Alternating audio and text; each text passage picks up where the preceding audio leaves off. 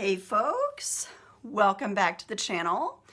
This is Marta's Sci-Fi Seminar, and this might be our fifth installment.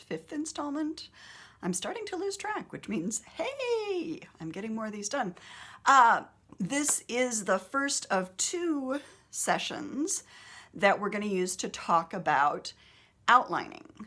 I will talk a little bit more about outlining generally. This time around, I'll talk about my own personal experience of outlining. Next time, I'm going to talk about tools and technology you can use for outlining. So, little bit more mix of theory and anecdote, and next time around, tools. That said, I am probably going to quote, I did in the mystery video, I will here actually be quoting from two of the same sources, from mystery and sometimes sci-fi author Walter Mosley, specifically, from advice he gives in This Year You Write Your Novel, an excellent craft resource. And secondly, from the essays Isaac Asimov has included in this book that I have previously mentioned on the channel, Writing Science Fiction and Fantasy Essays. Both Mosley and Asimov are very articulate about their processes, so they're great folks to use in your own thinking about process. And they, interestingly, both fall on the same end of the continuum. So the way these videos are set up, the idea is that over the course of a year, and I actually counted, and it's more like a year and a half if you watch every video separated by 2 weeks.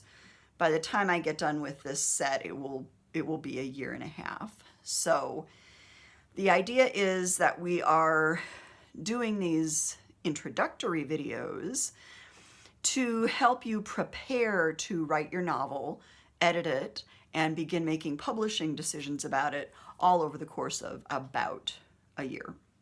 Okay? These two outlining videos will be the last two videos before we start moving into drafting. Don't worry, I have plenty of cool stuff set up to talk to you about during the drafting section. And then, as I have been a professional writer and editor, I've run an editing service for 19 years, I will have lots of editing things to share with you during the editing and revision phase that follows the drafting phase. So we've got lots of good things ahead, but today, having talked about inspiration, having talked about brainstorming, it's important that we talk about outlining. Now, when I'm saying outlining, for some people, I think that means something very specific. For me, and actually for folks like Mosley and Asimov, I don't know that it's always as clearly defined. Basically, outlining is about deciding where your book will go, where it will start, and where it will go from that point. I wish I had a favorite craft book on outlining, but the thing is, I've read a couple of them, I've skimmed a few more, and what has happened is I've discovered I don't like craft books on outlining, probably because I don't like outlining as it can be strictly defined, where you peg out everything that's going to happen, and then you follow your plan, and you write the scenes and any interstitial text according to your exact plan. The two novels I have finished have followed 6 novels I did not finish. Part of the reason I did not finish those novels, at least in one case, I had everything all outlined and good to go, and by the time I had done that, it wasn't interesting anymore. It wasn't fun anymore. That was too much structure for me. And it was interesting and comforting for me to read both Asimov and Mosley. Mosley identifies two camps when it comes to writing.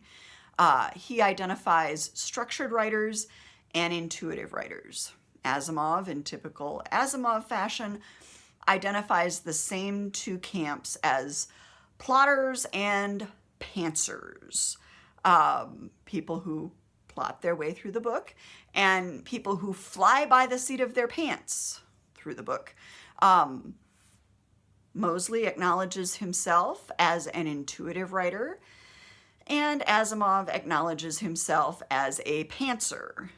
Mosley is, if you think of it as a continuum, I think Mosley would place himself closer to the middle of the continuum. He does say structure emerges, does a lot of revision. Part of his task in revision is to figure out how to move from that kind of organic, intuitive beginning into a more mature version of the text where there is a clear structure available for the reader. Asimov just says, oh, he's a pantser and it took him a long time to learn how to make things make sense, just doing it his way, and that a lot of his early work shows that he didn't really know how to plot in a way that necessarily held up over the long haul. You can see his early novels for proof of his pantser tendencies. So it's been kind of nice to acknowledge myself as, feeling stifled by too much structure. There are many fine writers for whom that really works. I think writers that fall into that category tend to be writers that are more plot-driven rather than more character-driven. So if you're in a book where, gosh, you really know somebody seems to be just ticking off the plot points, but maybe the characters feel a little static, that's somebody who's probably more at the plot end. A pantser, an intuitive writer, may be more character-driven, may be more driven by the setting or the world building, by other elements of the story. I think if you talk to Samuel Delany, who's an experimental writer, Delany has not put himself on that continuum in terms of intuitive writer versus structured writer, but Delany's essays on craft, and I will talk more about Delany in some of these other videos,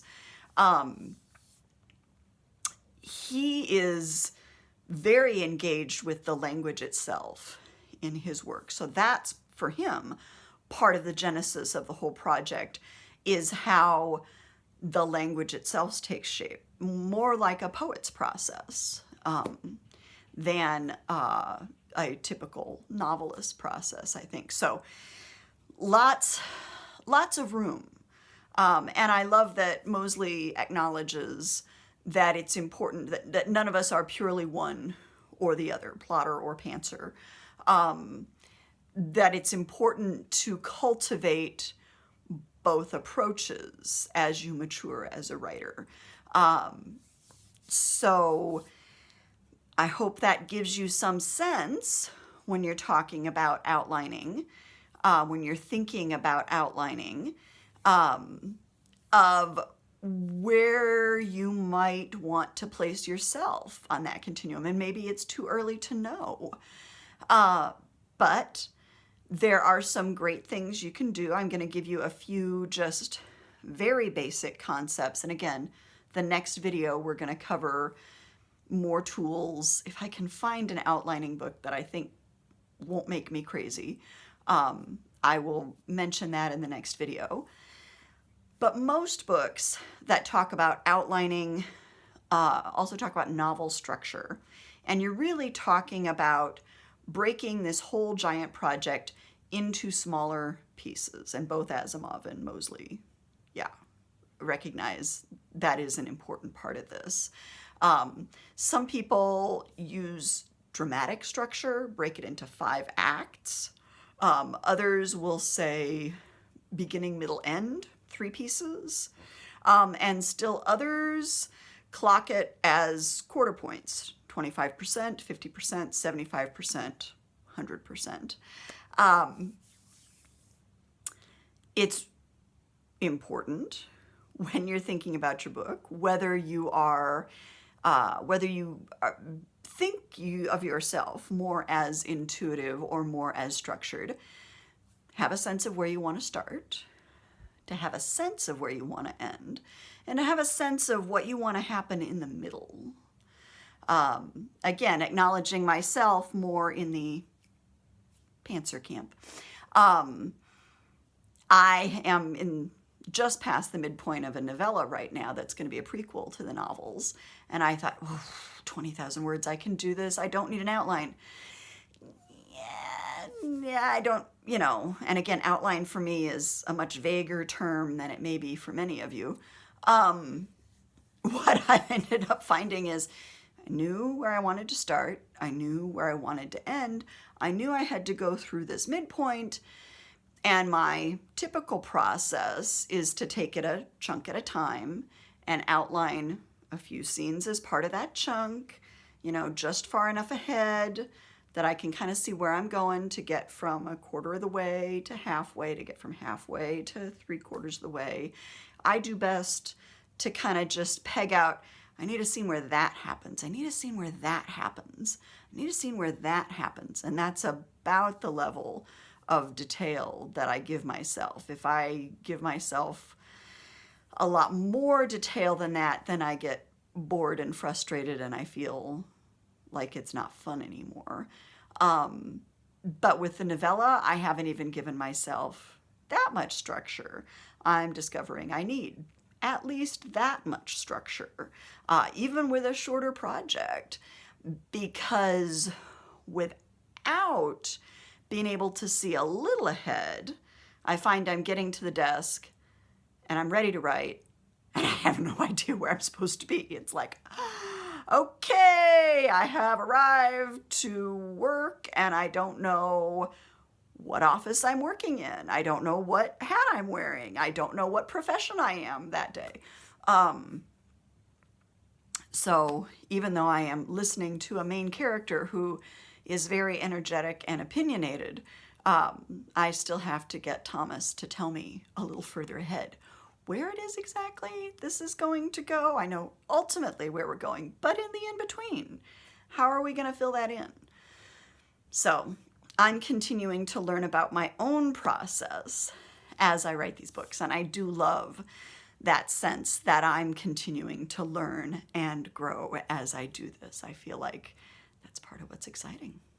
So those are some basic thoughts on outlining. That's some thoughts on my history with not liking outlining, but recognizing some structure, some plotting is important.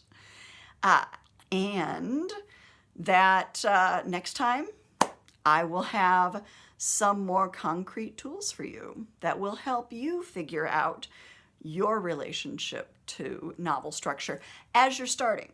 Again, as for a lot of you, this will be a first novel.